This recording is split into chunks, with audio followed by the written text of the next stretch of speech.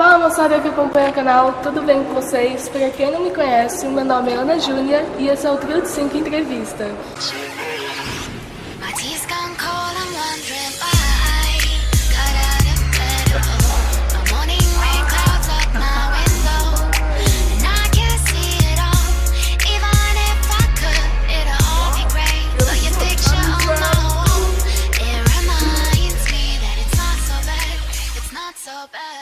Hoje eu tô aqui com mais uma entrevista muito legal, essa é bem especial, com ele, super talentoso, Anderson Zoc.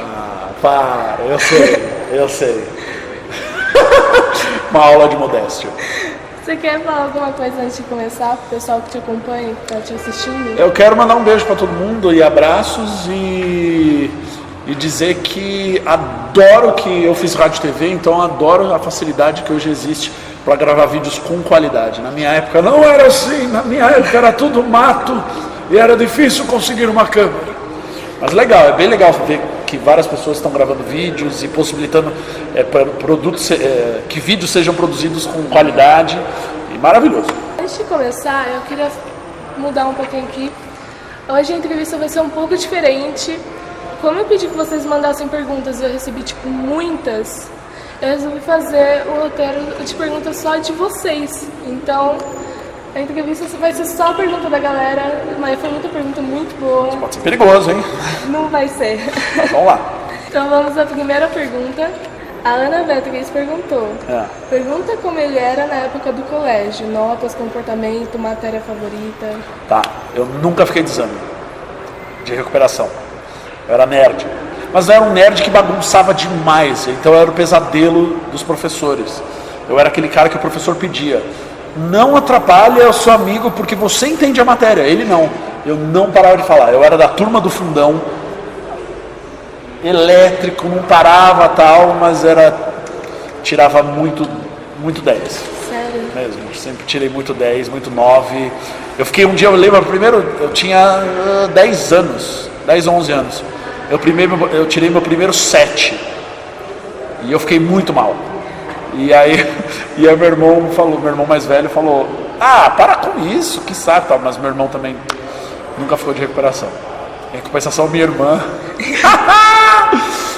tadinha, ovelha negra da família, né? Já dizia a música. Tadinha. Mas tá tudo bem. Eu adorava matemática, porque acho que eu ia bem em matemática. E gostava de fazer conta, porque era uma coisa, enfim, gostava muito de matemática. Não vou contar as outras matérias, tipo, educação física, porque todo mundo gosta. Tem gente que não, mas eu gostava de fazer esportes. Mas acho que de fazer exercício, as coisas matemáticas, de prestar atenção na aula, era história. Eu adorava a aula de história. Sempre gostei de aula de história e dessa parte de humanas, de geografia. Mas aqui eu ia bem mesmo, era matemática. E a Ana Débora, ela perguntou: antes de entrar na faculdade, você sempre quis fazer rádio e TV ou foi por impulso de última hora? Foi impulso de última hora. Eu tomei a decisão no terceiro ano, no colegial. Na minha época era terceiro ano, hoje mudou, eu não lembro, eu não sei qual a numeração que tá. Mas até eu ia fazer algo ligado à computação, ou TI, alguma coisa, porque eu gostava e eu mexia muito. Só que eu já gostava de mexer em edição de vídeo, brincar com vídeo. Então, meu irmão já fazia publicidade, propaganda, e às vezes ele tinha que fazer coisas referentes a vídeo, então eu gostava de fazer isso. Então o gosto por rádio e TV, por esse mundo por trás das câmeras, eu gostava também. Então uma coisa foi levando a outra e surgiu como uma decisão natural. Inclusive amadureci a ideia quando fiz um ano de cursinho pré-vestibular, aqueles cursinhos pré-vestibulares e tal. Fui amadurecendo a ideia e aí foi realmente. Mas eu acho que as pessoas elas sofrem muito, a pressão é muito forte para você decidir logo. E quando você tem 18 anos, você não sabe muito o que você quer da vida. E eu acho isso natural, mas as pessoas elas te pressionam muito para toma a decisão. Eu conheço pessoas com 23 e o que mais acontece é isso mesmo. Você está no meio da faculdade e você fala: será que é isso mesmo? E aí tem pessoas que falam: não, é isso mesmo, e tem pessoas que falam: não. Eu só estou sendo, sei lá, vou dar um exemplo, eu só estou fazendo a faculdade de odontologia porque meu pai está fazendo. Eu não quero odontologia, eu quero ser pediatra. O que eu estou fazendo aqui em odontologia? Aí a pessoa se descobre no meio porque é natural. Dos 20 aos 30 a gente se descobre mais ainda. Larissa Lobo, ela perguntou: Você não alimenta mais o canal no YouTube com Não. músicas de heavy metal? Não, infelizmente não, porque o processo de fazer essas músicas requer um cuidadinho, requer uma gravação com calma. Eu gravo uma trilha de bateria, depois eu gravo uma trilha de baixo. Então, todas essas músicas que eu produzi, eu fui produzindo bem aos poucos. É quase como imagina um castelo de cartas que você vai botando aos poucos. Você passa assim na sala e fala, vou montar mais um andar. E aí você vai embora, três semanas depois você fala, mais um pouquinho. Então eu estou realmente parado, estou devendo, muita gente pede. Então é um compromisso que eu estou agora prometendo, que 2019 farei mais. Me cobrem. Pode cobrar, viu, gente? Isabel Pires perguntou, se não fosse ator / comediante, o que você seria?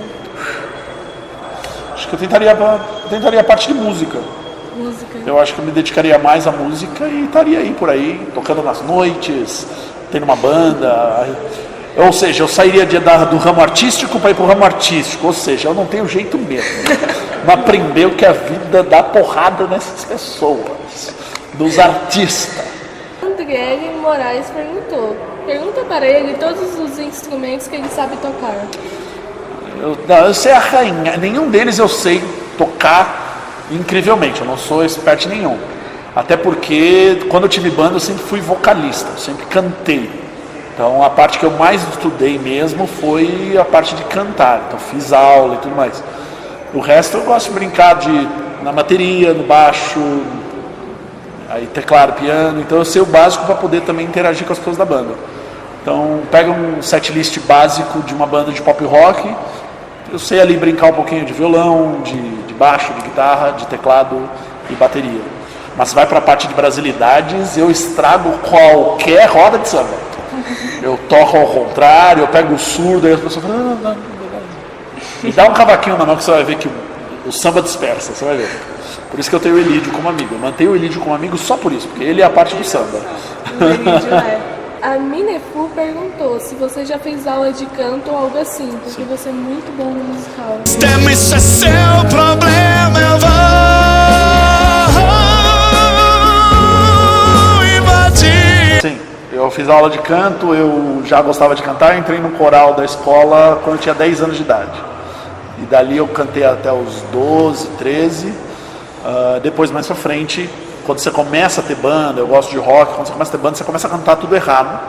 Você está numa fase de mudança de voz, se acostumando a ter aí você canta errado, aí você vai procurar ajuda. Então sim, eu fiz aula de canto, mas eu trato muito mal a minha voz. Se todos os meus professores vissem como eu estou cantando às vezes, ou não aquecendo às vezes a voz, eles dariam umas broncas muito fortes em mim. Então eu preciso fazer muita coisa, né? Eu preciso fazer meu canal funcionar, eu preciso tratar bem minha voz, tá difícil, hein? Ai, a falta de disciplina. Até o final dessa entrevista vai ter Até o final eu vou ter uma lista, tipo aquelas de Réveillon. Ano que vem eu vou fazer isso, vou viajar, eu vou cuidar da voz. A Cristiane Primo Guimarães perguntou, o que você mais gosta de fazer nos dias de folga? Atualmente eu estou brincando vai parecer coisa de velho, mas eu estou brincando de marcenaria. Estou aprendendo coisas de marcenaria porque é um momento de se isolar. Então eu estou gostando de brincar e aprender. Não tenho tempo igual. É por isso, olha, eu estou aprendendo coisa de marcenaria, estou deixando de postar vídeos no YouTube. Olha, estou começando a entender. Mas eu estou começando a brincar de fazer umas coisas de madeira. É gostoso, eu sempre gostei disso. E é nisso que eu estou me dedicando mais. Mas nas horas, tudo que envolve a parte de música, eu gosto de fazer. Então, às vezes eu paro, toco um pouco. Mas atualmente é mais essa parte de marcenaria. A Pamela me perguntou... E dormir. Dormir. É maravilhoso. A Pamela, ela pergunta pra ele se ele sempre foi bom em fazer sons de bichos e de efeitos. Isso data... Eu acho que isso data quando eu tinha uns 10 anos de idade também. E vai parecer velho, mas quando eu tinha de 10 a 11 anos, surgiu na minha vida uma pessoa chamada Jim Carrey. Então os filmes do Jim Carrey aqui estouraram, então Debi Lloyd e o Máscara surgiram juntos. Esse cara mexeu com a minha cabeça de uma forma que eu falei, meu Deus do céu, quem é esse cara? E eu ficava imitando quase todo o filme do Máscara e o filme do Debi Lloyd inteiro, para desespero da minha mãe, em lugares públicos. Então eu ficava no supermercado brincando, de fazer assim, eu ficava fazendo barulho de desenho animado. E eu sempre gostei muito de desenho animado. Aí numa segunda fase eu conheci uma pessoa chamada Guilherme Briggs, que é o dublador do Freakazoid, dublador de diversas vozes da dublagem brasileira. E esse cara também é muito bom. Então tudo que era de som, eu ficava brincando com isso. Acho que eu sempre tive facilidade e eu ficava brincando. Minha mãe conta uma história em que quando ela contou, eu lembrei do que eu fiz, que a professora estava escrevendo na lousa, isso eu tinha uns 6, 7 anos de idade. A professora escrevendo na lousa e eu estava atrás fazendo barulho de Fórmula 1, assim, então fazendo. Ficava brincando, e a professora virava e eu parava de fazer o som. Aí ela voltava a escrever, eu fiz. E ela parava. Aí uma hora ela falou assim, para, Anderson! Eu fiz. Isso com 7 anos de idade. Você imagina o pentelho que é. Então acho que eu sempre gostei de brincar e deixar as pessoas loucas com isso. Deus. E como é que você faz o som do golfinho? Golfinho aí você enche a bochecha, isso eu aprendi com um amigo do meu pai. Você enche a bochecha de ar, sabe aquele negócio que faz assim, ó, e aí você pressiona. Que ele faz barulho, né? Então se você faz com bastante rapidez, o ar vai saindo, você só vai. É isso. Pratique em casa. É isso. Esse barulho você tem que fazer. Deu de 10 a 0, né, Guidia, tadinho. Ele tentou fazer só na voz. Na voz é difícil, você arranha a garganta. Número 3. À vontade, professor.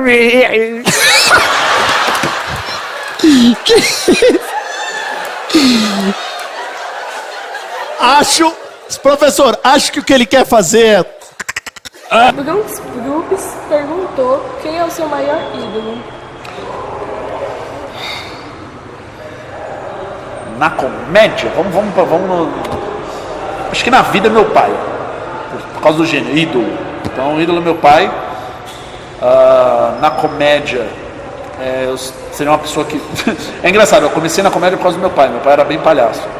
Mas acho que uma pessoa que mudou muito a minha vida no mundo foi o Jim Carrey mesmo. Acho que se eu encontrasse. Eu não sou de olhar as pessoas e assediar ou pedir uma foto, mas acho que se eu vejo o Jim Carrey cruzando na minha frente, eu fico meio. Caralho, o Jim Carrey. Tem até acho que o Edu do Pânico, né? O Edu Establish, ele também teve essa reação. A gente um dia quando conversou, ele fala do Jim Carrey. É uma pessoa que da minha geração de idade, assim, é uma pessoa que mudou muito o modo de fazer comédia. Então acho que esse é o primeiro nome que vem à cabeça. E a Andréa Cotias, ela perguntou, tem medo do quê? Medo? Medo.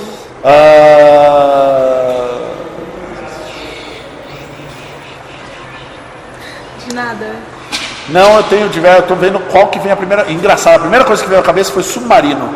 Eu acho que eu não entro num submarino, nem que. Sabe aqueles medos bestas? Medo de altura, medo não sei o quê. Eu tenho um medo do alto mar, só que na parte subterrânea. Eu entro num cruzeiro de boa. Agora, se eu souber que eu estou num submarino no meio do mar, eu acho que eu começo a ter. Acho que é isso. A primeiro medo. Posso ter medo de outras coisas, mas não tá me vindo na cabeça agora, não. Ou seja, Marinha do Brasil, se um dia vocês me convidarem, perdão, não vou aceitar o convite.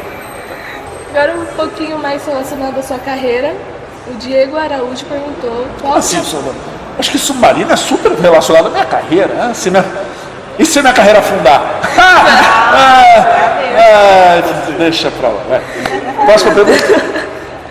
O Diego Araújo ele perguntou qual o trabalho que você tinha antes dos Verbichos. Eu era editor de vídeo. Eu editava vídeo, trabalhei numa produtora de vídeo,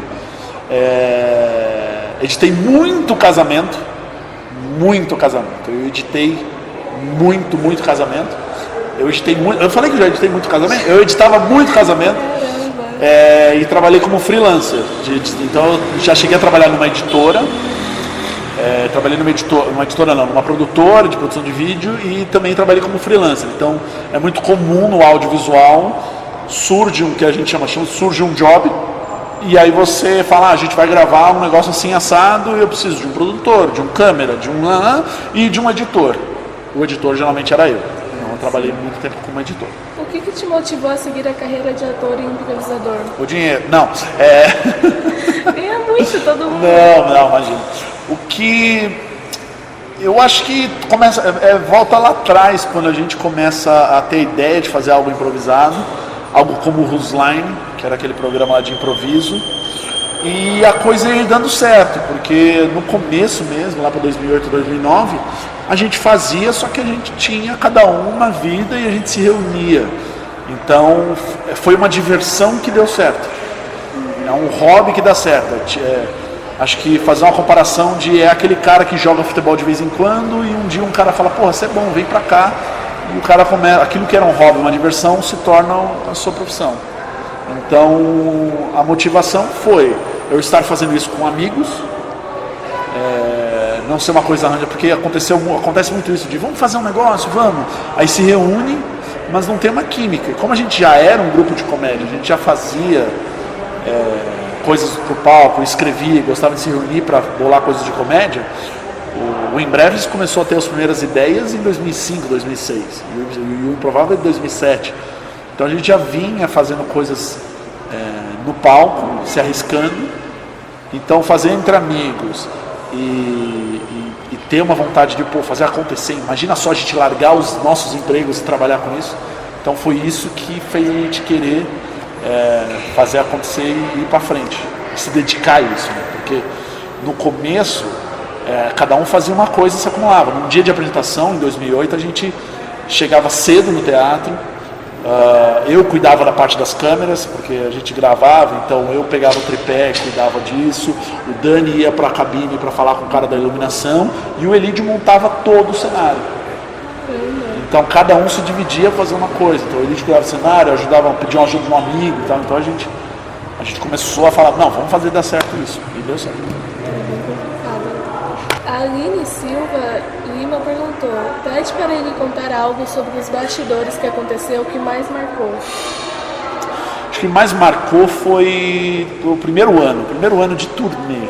A gente pega 2009, que foi o primeiro ano em que a gente sai do teatro que a gente fazia lá na Zona Norte, que era um teatro, era a nossa casa, digamos assim, um teatro do colégio. Aí a gente vem para um teatro que é quase o dobro da capacidade, com uma dúvida de será que isso vai acontecer? E a gente começa a ter demanda de viajar pelo país, algo que eu nunca imaginei que eu faria. E começa a viajar e você quer aproveitar. Hoje, lógico, a gente está mais cansado, um pouco mais velho, a gente quer o conforto, querer saber, descansar um pouco. Agora, no primeiro ano, vamos acordar cedo, 6h30, a gente vai visitar a praça do não sei o que, o museu de e domingo.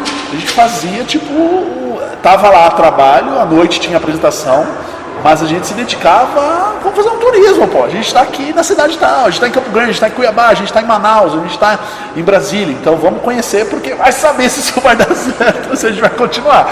Então tem que aproveitar. Então esse primeiro ano foi muito intenso, assim, 2009 a gente fez muita cidade, muita viagem, a gente estava aprendendo ainda como fazia, então muito perrengue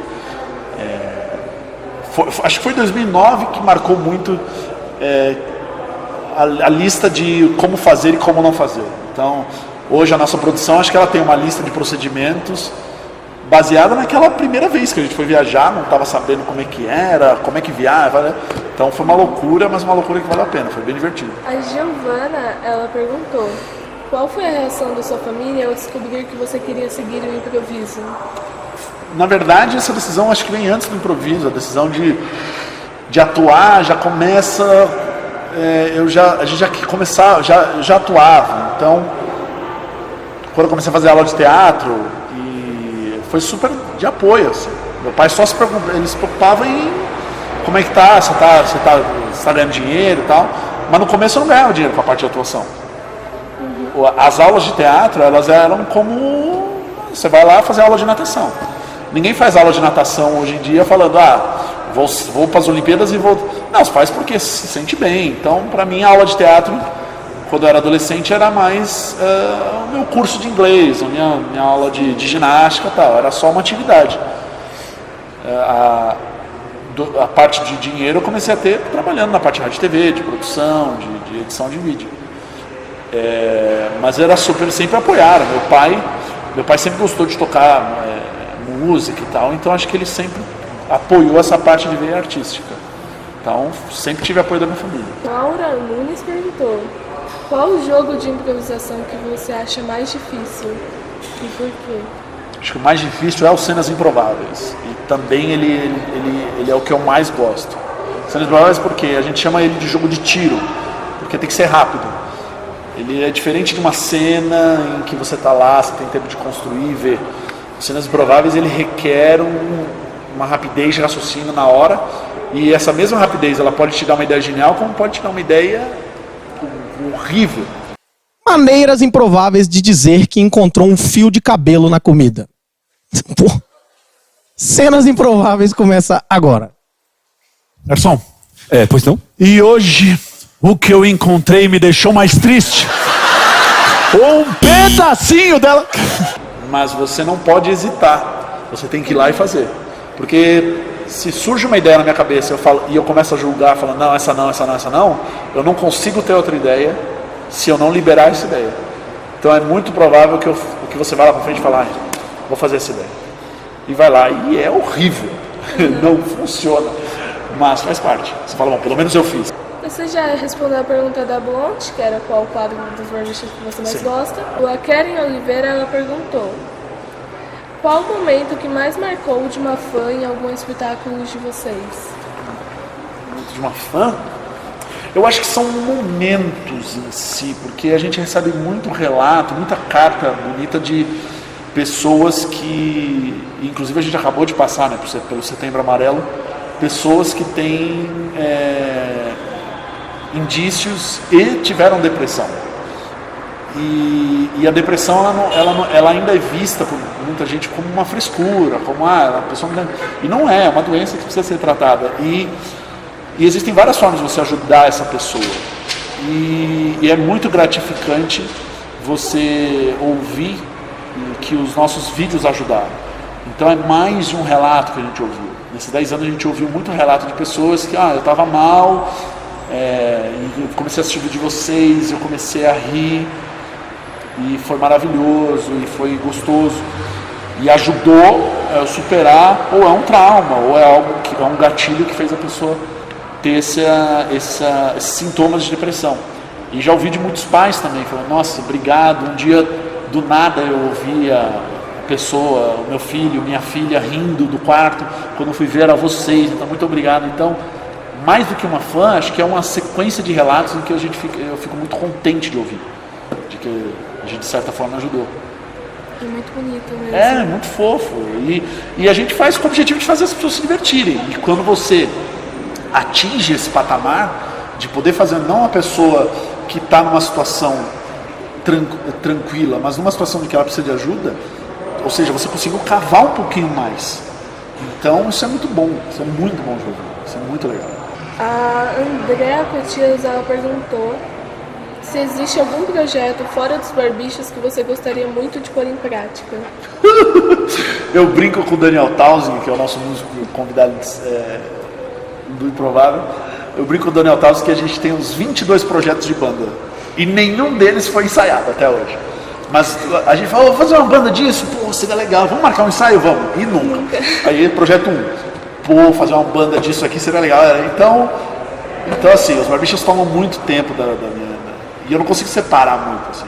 As pessoas me conhecem como Andy dos Barbichas e tal. E esse é o meu trabalho, essa é a minha vida. O resto realmente fica como um hobby, mas eu não penso numa outra coisa por enquanto. As coisas vão surgindo e a gente vai fazendo. Mas eu quero me dedicar o ano que vem, mais um. Eu quero me dedicar mais à música, seja lá como for. Seja no meu canal, ou seja fazendo realmente uma banda. Mas a música é uma paixão, uma coisa gostosa de eu seguir.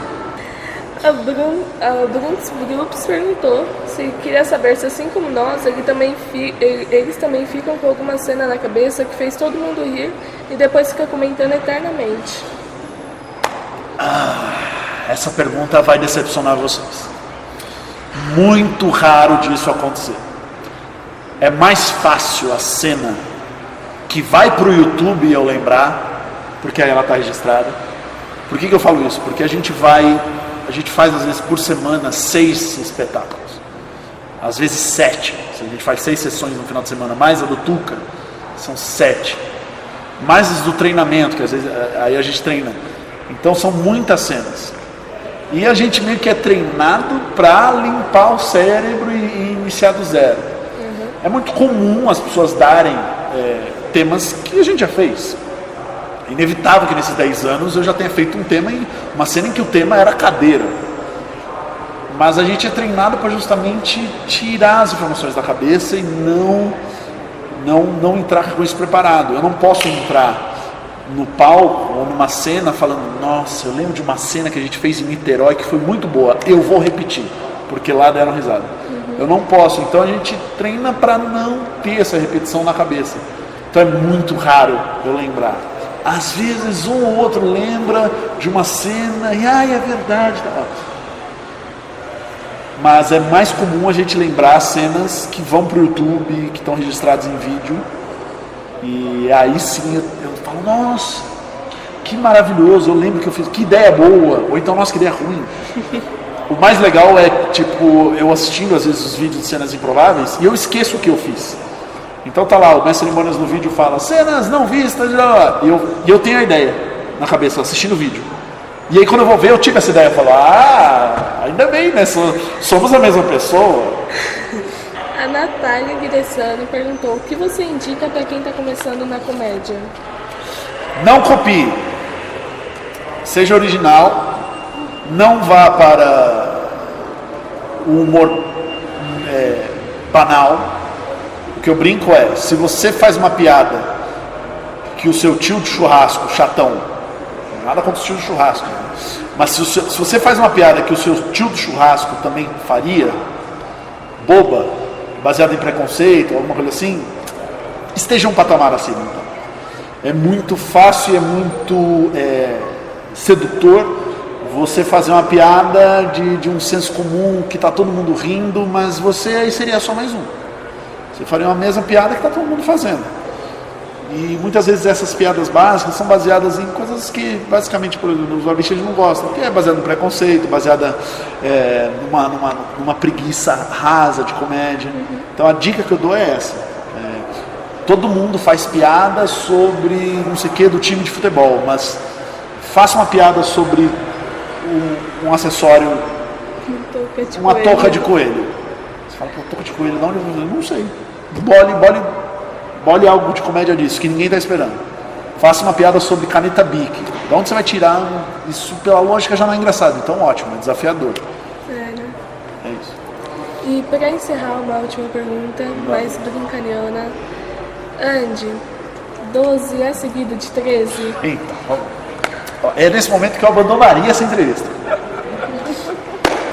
Eu nem lembro exatamente o que eu falei naquele dia. 12. Numeral que é seguido de 13. 12. Ele é seguido de 13, tá certo? O que vocês estão falando? Tem o 12 depois do 13, ele é seguido do 13. E apesar de estar no vídeo. Mas na hora, se eu não me engano, eu falei 12 é o número que é seguido de 13. Porque quando você está contando, na hora... Não, agora vocês vão me ouvir. Você conta 1, 2, 3, 4, 5. Quando você vai, por exemplo, a ordem, você fala, e aí, como é que está a corrida, a maratona? Nós temos o brasileiro tal, seguido do... Então, o que vem depois está... Né? Nós temos em primeiro Ayrton Senna, seguido de Alan Prost, seguido de... Então, ele está né? Então, como é que está aí a contagem dos números? Bom, nós temos 11, seguido de 12, seguido de 13. Assim. Será que agora eu comecei a perceber que eu falei errado? 12 seguido... Não, 12 é seguido de 13. É isso. Aí eu estou confuso. Faz o seguinte. Segue quem você quiser. Segue no Twitter, quer seguir... Segue e segue. Ó, você é livre, vocês são livres. Twitter tá aí, o Facebook tá aí para seguir o que quiser. Então chegamos ao final de mais uma entrevista. Tudo que é bom dura pouco. Não, pode ficar no Não pode. Se você gostou, deixa o seu like, se inscreva no meu canal, no canal do Barbicha, no canal do Anderson. Enquanto isso ele tá resolvendo, se o 12 é seguinte de 13. Deixa aí nos Isso porque eu falei que eu era bom de matemática, ou seja, cai por terra. Isso daí. Cai por terra. Faz muito tempo. Me formei no colégio há muito tempo. Então, é isso, gente. Beijo. Então, beijão, até o próximo vídeo. Tchau. Tchau.